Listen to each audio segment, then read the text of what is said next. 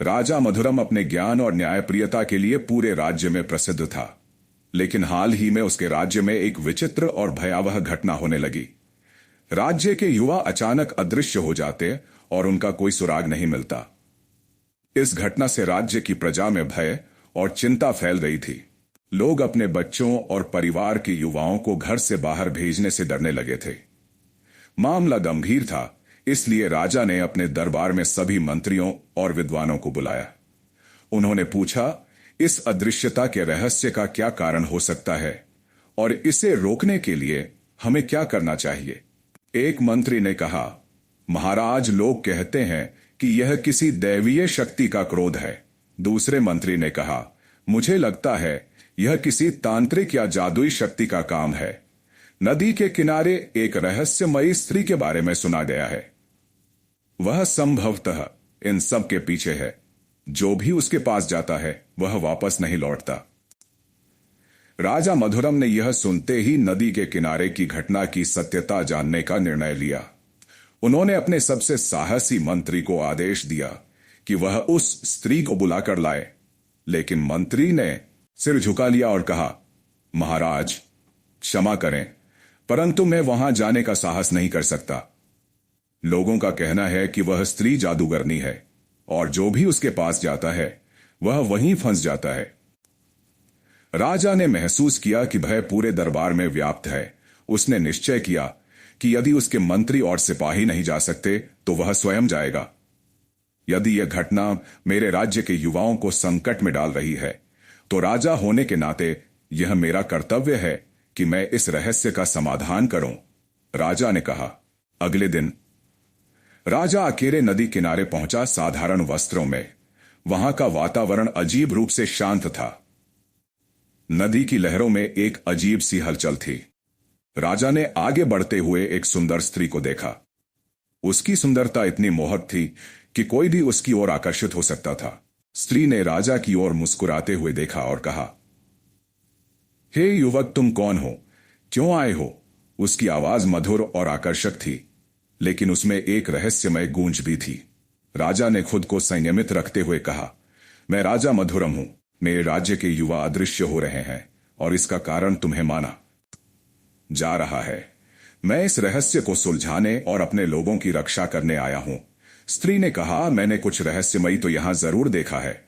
यहां नदी के किनारे अजीबोगरीब रोशनी और कुछ आवाजें सुनाई देती हैं। जो भी यहां आता है वह उन रोशनी की ओर खिंच जाता है और फिर कभी लौटकर नहीं आता। मैंने खुद को हमेशा दूर रखा है, इसलिए मुझे इन घटनाओं का पूरा सच नहीं पता। राजा मधुरम ने स्त्री की ओर देखा। उसकी सुंदरता और गरिमा ने राजा को प्रभावित किया। वह शांत और आत्मविश्वास से भरी हुई थी, लेकिन उसकी आंखों में एक अनकही कहानी थी। राजा ने नरम स्वर में कहा, तुम्हारी सुंदरता और कुशलता देखकर मुझे अचरज होता है। तुम यहां अकेली और इस एकांत में क्या कर रही हो? क्या तुम्हारा विवाह नहीं हुआ? और यह स्थान जो रहस्यमय है, तुम इसे कैसे सहन करती हो? स्त्री ने हल्की मुस्कान के साथ उत्तर दिया, राजन, यह स्थान रहस्यमय है, लेकिन यह मेरा आश्रय स्थल है। विवाह के बारे में पूछ रहे हैं तो कह सकती हूं कि भाग्य ने मेरी झोली में अकेलापन ही डाला। मेरे माता पिता का निधन बचपन में हो गया और तब से मैं अपने लिए जीवन का अर्थ ढूंढ रही हूं। विवाह के विषय में कैसे सोचूं, क्योंकि लोगों में मेरे प्रति कई भ्रांति है। कोई जादूगरनी कहता है, कोई क्या। आप भी तो ऐसा ही कुछ सोच कर आए थे। राजा मधुरम उस स्त्री की बातों और उसकी सरलता पर मोहित हो गया। उसकी सुंदरता के साथ साथ उसकी सहजता ने राजा का दिल जीत लिया। जब स्त्री ने राजा को भीतर चलने और जल तथा फल ग्रहण करने का प्रस्ताव दिया तो राजा ने मुस्कुराते हुए कहा, तुम्हारी मेहमाननवाजी स्वीकार है। यह कुटिया भले ही साधारण हो, लेकिन तुम्हारे जैसा आतिथ्य देने वाला हृदय इसे विशेष बनाता है। स्त्री ने राजा को भीतर बुलाया। कुटिया के अंदर की सजावट साधारण थी, परंतु मिट्टी के घड़े बहुत थे। सुंदर घड़े बहुत आकर्षक थे। राजा ने कहा कि यह सारे घड़े आप हमें दीजिए, हमें आपकी कला अच्छी लगी। स्त्री धीरे से मुस्कुराते हुए राजा के लिए जल लाई। राजा के ठीक सामने खड़े होकर उसने राजा की आंखों में देखा। उन आंखों में राजा खो गया। स्त्री ने अपने हाथों से राजा को जल पिलाया। मन ही मन राजा अब स्त्री से विवाह करने का स्वप्न देखने लगा। इतने में ही कुछ हुआ जिससे उसका यह स्वप्न टूटा। वहां उपस्थित सभी घड़े हिलने लगे। राजा ने पूछा, यह क्या, यह कंपन कैसा? स्त्री ने कहा कि यह घड़े अपने राजा को रोक रहे हैं। स्त्री सम्मोहन में राजा ने उस बात पर ज्यादा ध्यान नहीं दिया। पूरा जल स्त्री ने राजा को पिला दिया। राजा ने फिर उस स्त्री ने कहा कि हमें आपसे विवाह करना है। स्त्री ने पहले प्रणाम किया और फिर हंसते हुए कहा, क्या आपको लगता है उनके पीछे में हूं? मैं एक स्त्री हूं, किसी तरह से अपनी रक्षा करते हुए यहां रहती हूं। राजन, यह मिट्टी के घड़े बनाकर किसी तरह अपना जीवन व्यापन कर रही हूं। राजा मधुरम ने स्त्री की बात सुनकर उसकी आंखों में झांका। वहां कोई डर या झूठ का संकेत नहीं दिख रहा था।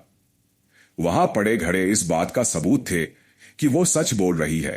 उसने गहरी सांस लेते हुए कहा, यदि तुम निर्दोष हो तो यह रहस्य और भी गहरा हो गया है। मेरे राज्य के युवाओं के अदृश्य होने का कारण यदि तुम नहीं हो तो क्या तुमने यहां कुछ असामान्य देखा है? राजा मधुरम उस स्त्री की बातों और उसकी सरलता पर मोहित हो गया। उसकी सुंदरता के साथ साथ उसकी सहजता ने राजा का दिल जीत लिया। जब स्त्री ने राजा को भीतर चलने और जल तथा फल ग्रहण करने का प्रस्ताव दिया तो राजा ने मुस्कुराते हुए कहा, तुम्हारी मेहमाननवाजी स्वीकार है। यह कुटिया भले ही साधारण हो, लेकिन तुम्हारे जैसा आतिथ्य देने वाला हृदय इसे विशेष बनाता है। स्त्री ने राजा को भीतर बुलाया। कुटिया के अंदर की सजावट साधारण थी, परंतु मिट्टी के घड़े बहुत थे। सुंदर घड़े बहुत आकर्षक थे। राजा ने कहा कि यह सारे घड़े आप हमें दीजिए, हमें आपकी कला अच्छी लगी। स्त्री धीरे से मुस्कुराते हुए राजा के लिए जल लाई। राजा के ठीक सामने खड़े होकर उसने राजा की आंखों में देखा। उन आंखों में राजा खो गया। स्त्री ने अपने हाथों से राजा को जल पिलाया। मन ही मन राजा अब स्त्री से विवाह करने का स्वप्न देखने लगा। इतने में ही कुछ हुआ जिससे उसका यह स्वप्न टूटा। वहां उपस्थित सभी घड़े हिलने लगे। राजा ने पूछा, यह क्या, यह कंपन कैसा? स्त्री ने कहा कि यह घड़े अपने राजा को रोक रहे हैं। स्त्री सम्मोहन में राजा ने उस बात पर ज्यादा ध्यान नहीं दिया। पूरा जल स्त्री ने राजा को पिला दिया। राजा ने फिर उस स्त्री ने कहा कि हमें आपसे विवाह करना है। स्त्री जोर से हंसी और कहा कि आप कैसे हमसे विवाह करेंगे? आप तो यहां से हिल भी नहीं सकते। महाराज, राजा का सम्मोहन एकाएक टूटा। राजा ने खुद को अब असहाय महसूस किया। वो हिल भी नहीं पा रहा था। राजा ने अब क्रोध में कहा, तो तुम सच में कोई जादूगरनी हो, छोड़ो हमें वरना तुम्हें मृत्यु मिलेगी। स्त्री ने कहा, अच्छा ठीक है, पर पहले खुद को देख लीजिए। स्त्री अपने हाथ में एक दर्पण लाई और राजा को समक्ष ले गई। राजा ने दर्पण में खुद को देखा। राजा का अपना नहीं, घड़े का प्रतिबिंब दिखाई दिया। देखो, तुम्हें ये घड़े पसंद थे ना? अब तुम स्वयं ही एक सुंदर घड़े बन गए। राजा भी अब सभी पड़े घड़ों की भांति हिलने लगा। स्त्री जोर से हंसने लगी। आपको यह कहानी कैसी लगी हमें कमेंट कर जरूर बताएं।